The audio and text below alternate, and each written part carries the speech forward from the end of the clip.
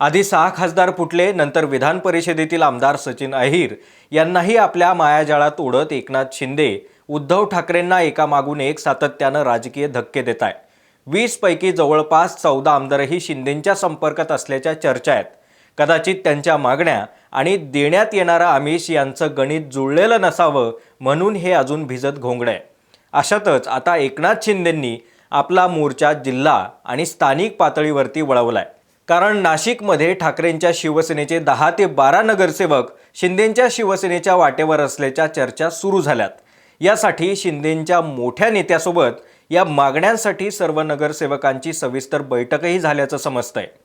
एवढंच नाही तर एकनाथ शिंदेंची शिवसेना राज्यात भाजपनंतर सर्वात मोठा दुसरा राजकीय पक्ष असताना नाशिकमध्ये भविष्यकाळात भाजपला सुरुंग लावणार का अशीही शक्यता निर्माण झाली आहे।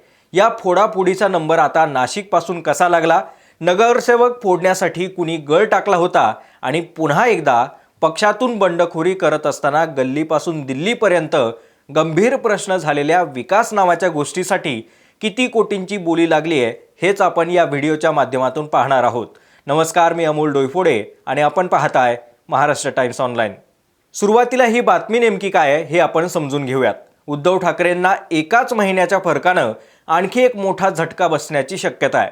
नाशिक महापालिकेतील त्यांच्या पक्षातील जवळपास 10 ते 12 नगरसेवक हे आता ठाकरेंच्या शिवसेनेला रामराम ठोकत एकनाथ शिंदेंच्या शिवसेनेत जाण्याची शक्यता वर्तवली जाते। एवढंच नाही तर या नगरसेवकांच्या गुप्त बैठका शिंदेंच्या एका वरिष्ठ नेत्यासोबत झाल्याचीही चर्चा आहे। यालाच दुजोरा देत शिंदेंच्या शिवसेनेचे नेते उदय सामंत यांनी देखील शिवसेनेच्या संघटन विस्ताराच्या हालचाली वाढल्यात हे नाकारता येणार नाही असं म्हटलंय। केवळ नाशिक महानगरपालिका नव्हे तर महाराष्ट्रातील अनेक महानगरपालिका, नगरपंचायत आणि नगरपालिकांच्या नगरसेवकांना एकनाथ शिंदेंच्या नेतृत्वाखाली शिवसेनेत सामील होण्याची इच्छा आहे। याबद्दल तुम्हाला लवकरच कळेल असं म्हणत आणखी एक दबाव वाढवलाय। दरम्यान या सर्व नगरसेवकांना आपल्याकडे खेचून आणण्यासाठी आणि नाशिकमध्ये शिंदेंच्या शिवसेनेची ताकद वाढवण्यासाठी काय स्ट्रॅटेजी आखण्यात आली आहे ते पहा। नुकत्याच झालेल्या महापालिका निवडणुकांनंतर सध्या नाशिक महापालिकेमध्ये ठाकरेंच्या शिवसेनेचे एकूण 15 नगरसेवक आहेत। त्यापैकी 10 ते 12 नगरसेवक आता ठाकरेंची साथ सोडून तथाकथित विकास आणि स्थानिक प्रश्नाचं कारण पुढे करत असल्याच्या चर्चा आहेत।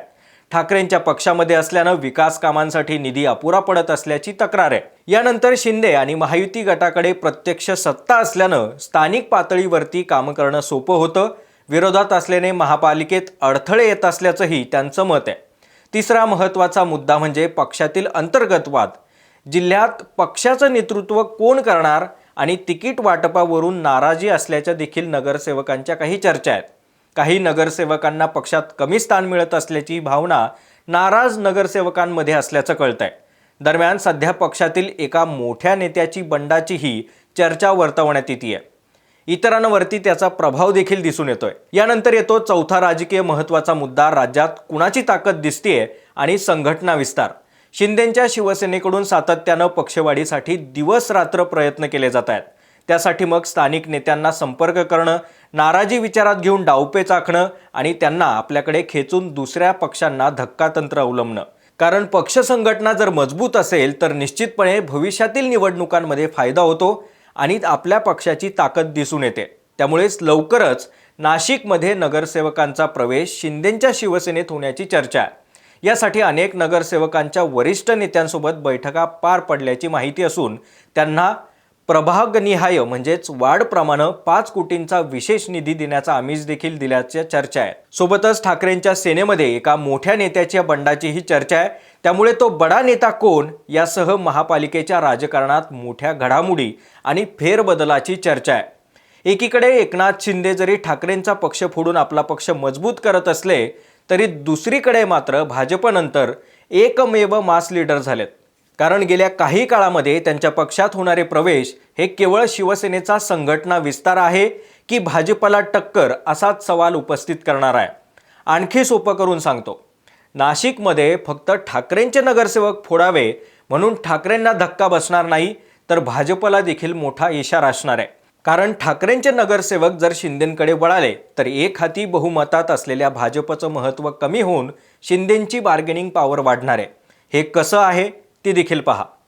तब्बल 8 वर्ष 11 महिने आणि 25 दिवसाच्या प्रतीक्षेनंतर नाशिक महापालिका निवडणुकीचे निकाल लागले.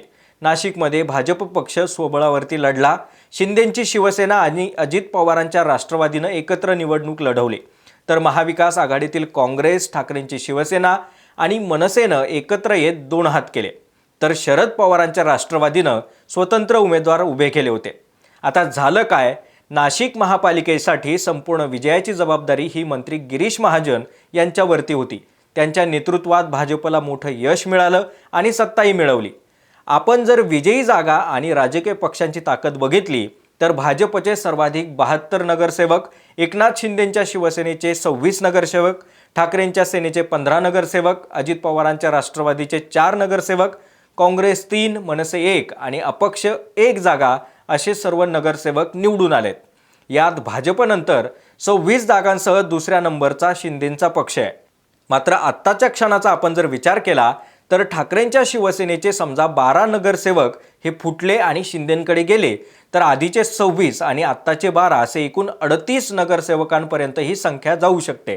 त्यामुळे निश्चितच भाजपसाठी देखील हा मोठा धोक्याचा इशारा असून भविष्यातील निवडणुकांचा विचार करून मोठा डाव टाकण्याचा प्रयत्न असणार आहे.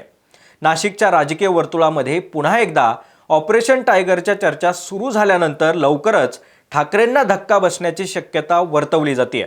तर दुसरीकडे नाशिकमध्ये नगरसेवकांना गळाला लावण्याचा प्रयत्न होतोय असा संजय राऊतांना प्रश्न विचारण्यात आल्यानंतर गळाला लावल्यावर बघू असं म्हणत ठाकरेंच्या शिवसेनेचे नेते संजय राऊत यांनी नगरसेवकांच्या बंडखोरीच्या चर्चांना खोडून काढले.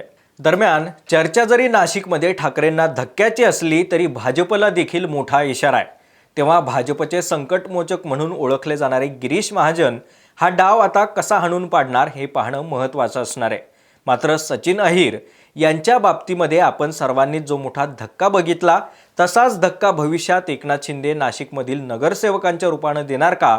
ठाकरेंच्या सेनेतील बंडाच्या चर्चा असणारा तो बडा नेता कोण, याबद्दल तुम्हाला काय वाटतंय हे आम्हाला कमेंट करून नक्की सांगा. व्हिडिओ आवडला असेल तर जास्तीत जास्त लाईक करा, शेअर करा आणि आमच्या महाराष्ट्र टाइम्सच्या यूट्यूब चॅनलला सबस्क्राईब करा. सोबतच आम्ही सर्व सोशल मीडिया प्लॅटफॉर्मवरती आहोत. आमच्या फेसबुक आणि इन्स्टा पेजला देखील नक्की फॉलो करा.